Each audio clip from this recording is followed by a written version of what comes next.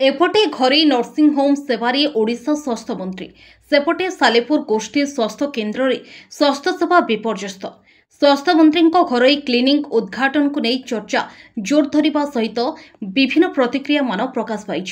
राज्य में डाक्तर अभाव पूरण करने सरकार असमर्थ, विशेषकर कटक जिला सालेपुर स्वास्थ्य सेवा विपर्यस्त होता बेले सालेपुर मेडिकल 22 जन डाक्तर मात्र 4 जन को नहीं चली सालेपुर मेडिकल। एभली घड़ीसंधि मुहूर्त में राज्यर स्वास्थ्य मंत्री श्री मुकेश महालिन सालेपुर स्वास्थ्य सेवा विषय चिंता नक मेडिकल को परिदर्शन नक सालेपुर एक घरोई क्लिनिक को उद्घाटन करने को नहीं विभिन्न प्रतिक्रिया प्रकाश पाई। गत 21 तारिख दिन खोद स्वास्थ्य मंत्री कटक जिला सालेपुर बोदामुंडई ठारे एक घरोई क्लिनिक को उद्घाटन करने आसीथिले। जो क्लिनिक सठिक भित्तिभूमि नथिया बेले राज्यर एक गुरुत्वपूर्ण पदरे थिबा एभली एक कार्यग्रस्त को हास्यास्पद घटना कहिसेंति साधारण जनता। मानस कुमार दास पीएस मेंबर सिसुआ ग्राम पंचायत आमे माने ए विषय खबर पाइछु। ओडिशा स्वास्थ्य मंत्री मुकेश महालिंग महोदय सालेपुर गस्त करथिले गोटे घरोई क्लिनिक उद्घाटन करने। यहाँ गोटे हास्यास्पद घटना जोटी सालेपुर गोटे ओडिशार मोस्ट इम्पोर्टाट जगह सालेपुर।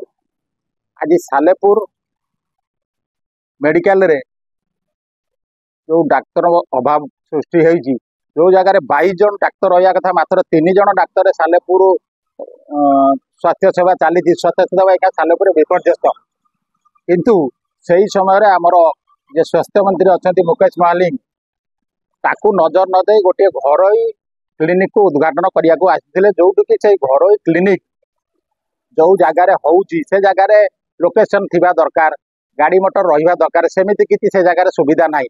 तथापि मुकेश महालिंग महोदय से घरोई क्लिनिक उद्घाटन करथिले। आमर कहया कथा सालेपुर प्रतिनिधि हिसाब से आम देखुचु सालेपुर आज स्वास्थ्य सेवा विपर्यस्त होती जदि किसी से टिप्पणी दे था कि सालेपुर मेडिकल गस्त करी तार तर्जमा करें। बर्तमान सालेपुर तार सब रही हस्पिटाल अंडर आपणकर पदमपुर, आपणकर कुंडी, रायसिंगड़ा ये जो तार रही हस्पिटाल सबू जगह डाक्तर अभाव। रोगी मैंने बहुत हैरान होती। एठारू रोगी मैंने कटक जाऊँच, सालेपुर भाया जगार रोगी कटक जाऊँच।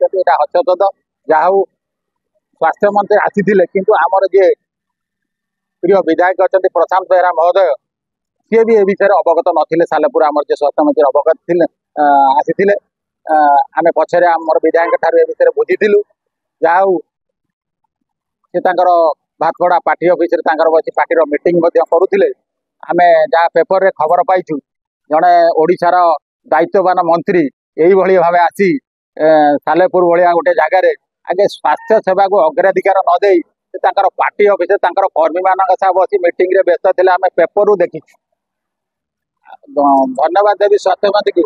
आम दाबी करुचु यथाशीघ्र आम सालेपुर जो डाक्तर अभाव अच्छी, डाक्तर पदवी जो अभाव अच्छी यथाशीघ्र पूरण कले आम धन्यवाद देवु। कारण आमर जे विधायक अच्छा सब स्वास्थ्य सेवा उपर गुरुत्व देउछन, किंतु ओडिशा सरकार ताकर जो स्वास्थ्य मंत्री अच्छा ए दिगरे पदक्षेप नेले आम धन्यवाद देवु। मो ना शिव प्रसाद बेहरा, बारीगोल ग्राम पंचायत सरपंच। अति दुर्भाग्य और लज्जाकर विषय, मंत्री महोदय आसबे मो गाँ को, मो पंचायत को। ये पंचायत रे मु जने जनप्रतिनिधि, से भी जने जनप्रतिनिधि, से आसुचंती अच्छा तो मु जानी पारुनी। मते कौन व्यक्ति ये जो व्यक्ति जे व्यवसाय क्षेत्र रे जे करिसंती क्लिनिक ना से जनइले, ना ता परिवार जनइले, ना मंत्री जने जनप्रतिनिधि की से भी खोजिले। किंतु मोर कर्तव्य दृष्टि जेहेतु मुझे मोर स्वागत संबर्धना अध बाटर मुझे फूलतोड़ा दे जनइली। आ मुझे भी कहली आपण आम अंचल मंत्री, आम राज्यर मंत्री, मु जड़े साधारण सरपंच भाव में आपन को यही बाटर अध बाटर मुझे स्वागत संबर्धना मो पंचायत तरफ एटा मु अति धन्य भाव देखुची। मुझे निंदा करुचे भी एटा साधारण लोक एकदम कम हम।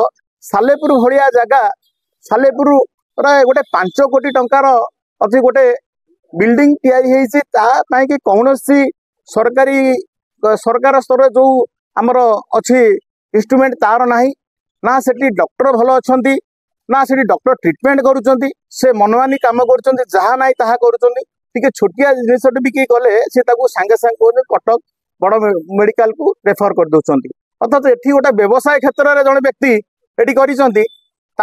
ये आसुँच कौन से सहित कि संपर्क भितरी संपर्क थी कि पैसा दिया निया संपर्क थी मुझे जापारूनी बर्तमान ये सरकार बेले ये पैसा आनी पार मुझे भावुँ बोलते एमती बड़ बड़ डाक्तर पाखु मत पैसा आदाय कर संगठन चलैया हूँ तो पारे यहाँ मुझे भावुँ एटा साधारण लोक भी कथा कहे मंत्री आसवे अथच अंचल लोक कहीं जानवे गोटे दलीय कार्यक्रम ये हम पुणी ये अधा बाटर एटा ठीक जिनस नुहे।